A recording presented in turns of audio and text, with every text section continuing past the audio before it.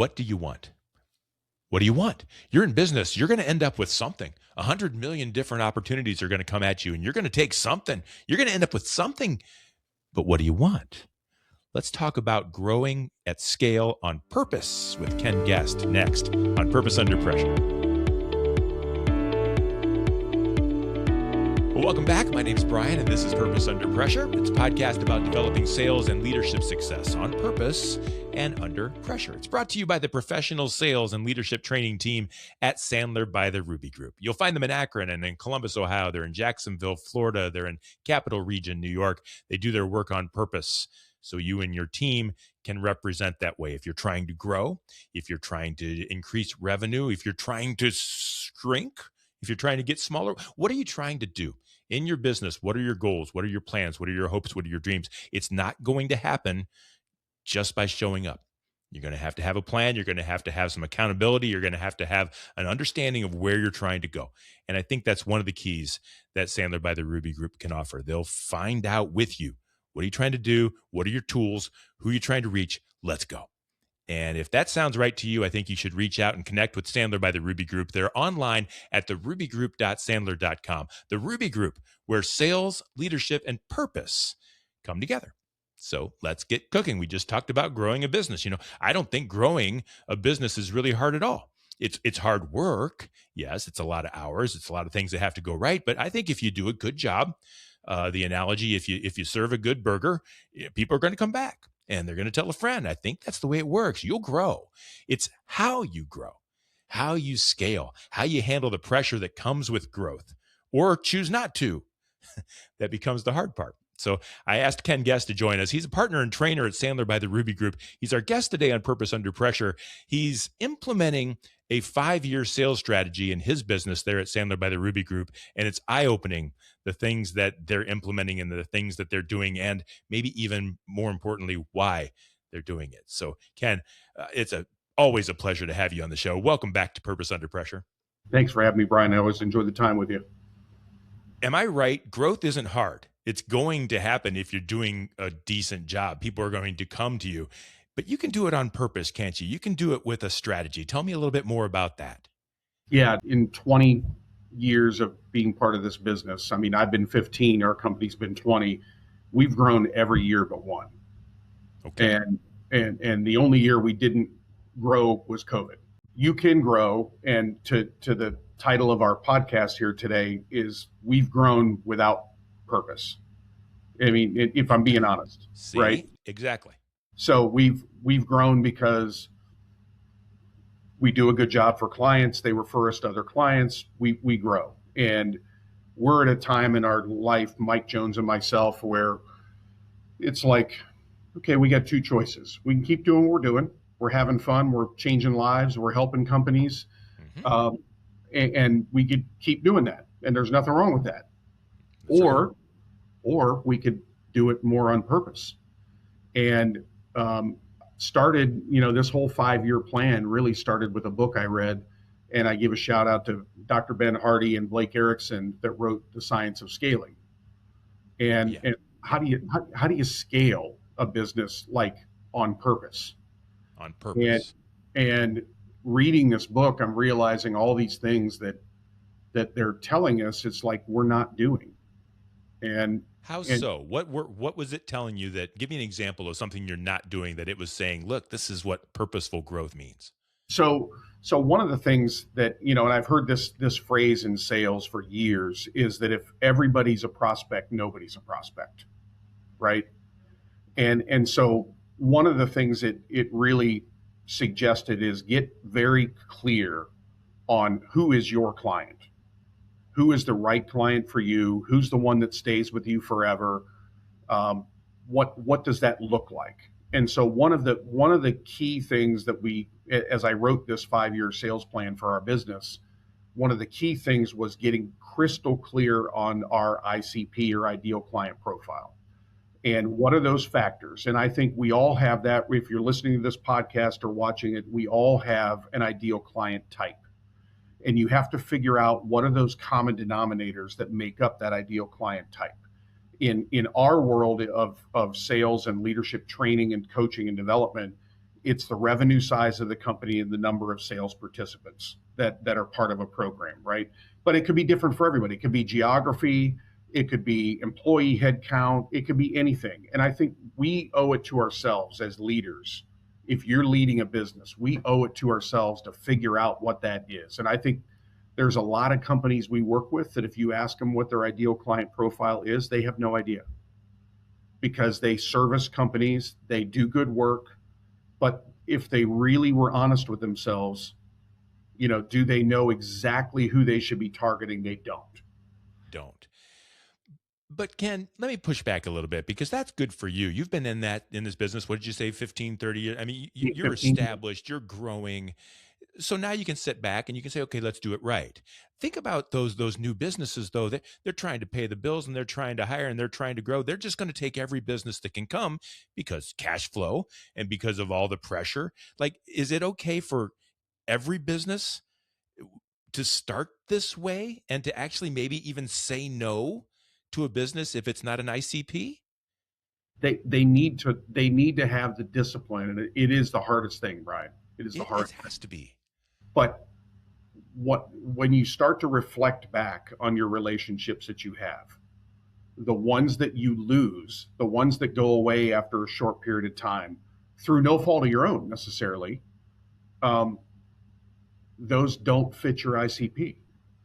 So they didn't help your business, did they? No. At the end of the day, they helped you pay the electric bill this month, maybe, but long term, it's not sustainable, and you're not going to grow. So, through reading this book and through a lot of my own reflection and thought with our business, every time we varied from the ICP, those accounts went away. And if you look at the time lost that you spent with those people, the time you invested in to help them, could have been time spent otherwise prospecting to the clients that fit your target. And like I've told our team, if you got 5 or 6 accounts that fit your ideal client profile and you got no's from everybody else that you prospected to, is that more business than you're currently selling or less? And in a lot of cases, it's more. So, and there's all this time we as salespeople and as leaders, we forget the amount of time spent with companies. And I don't mean don't want to help people. That's not my mindset at all. But when you look at that opportunity cost, it's a game changer. So as a new business, my advice as a new business is figure out who is your sweet spot. And that's a moving target, by the way, right? Over time, that can change. But figure out your sweet spot and only go after people that fit in that sweet spot, and everybody else say no to.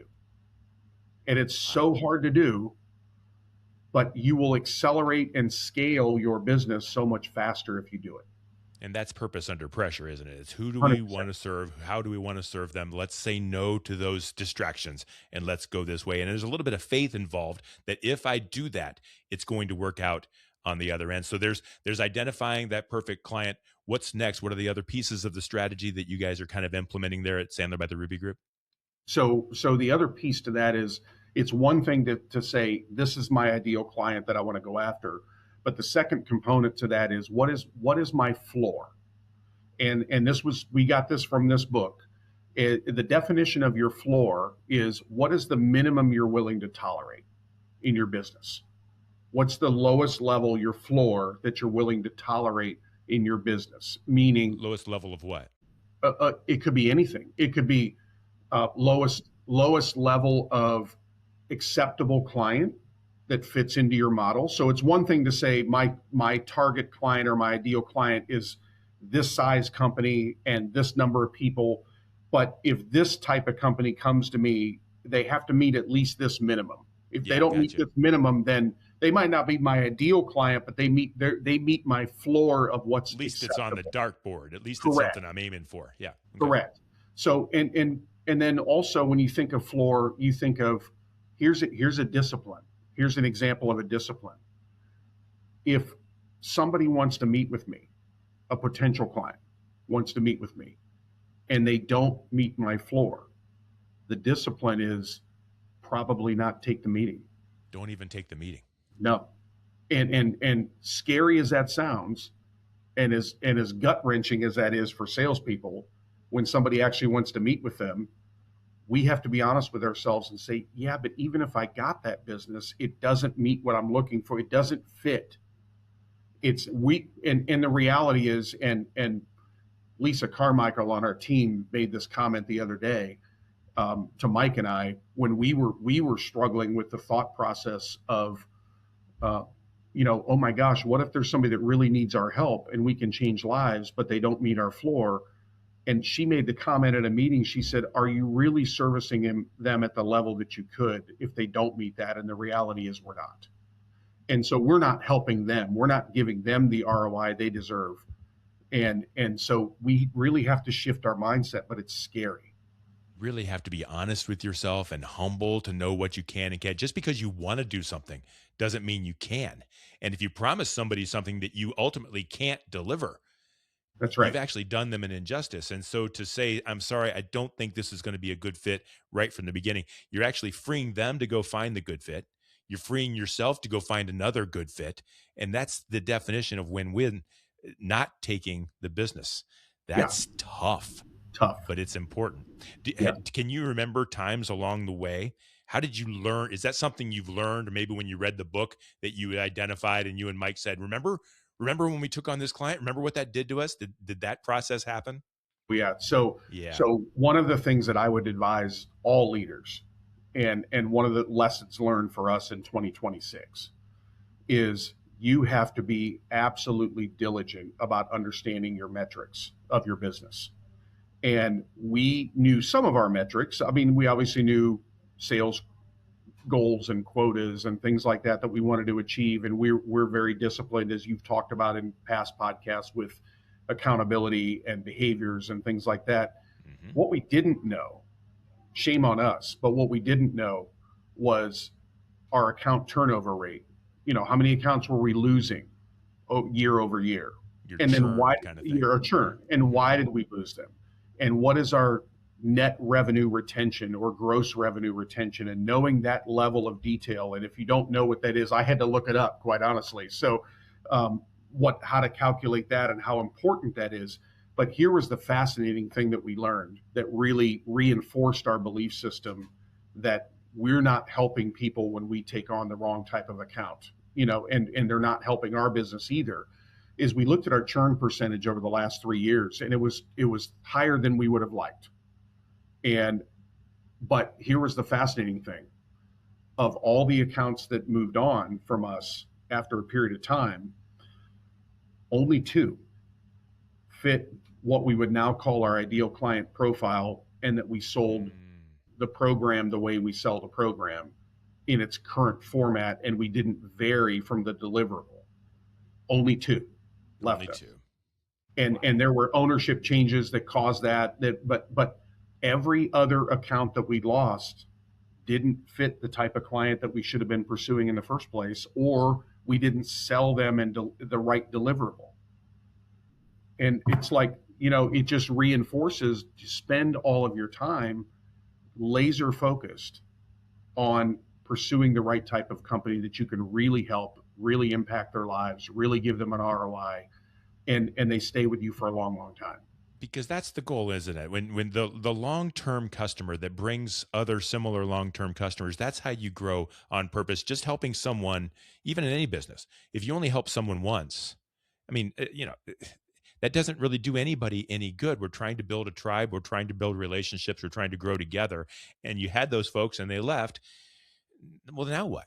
The opportunity is kind of lost, and the time that they spent and the time that you spent is very expensive. So I want to ask this though, because I've been with a lot of in a few different situations where we've put plans in place, and then the next fire comes up, and away we go, and we look back 3 years later and go, wait, what happened to our plan? Like, it sounds easy to talk about. How do you hold yourself accountable to actually get it done? Um, Very difficult, obviously, but it starts with communication with our team. So our team, we are actually having an all 2 day in person meeting with our entire company coming up to get them comfortable. It's one, they already know about it. They already know that this is the focus and the direction we're going over the next 5 years.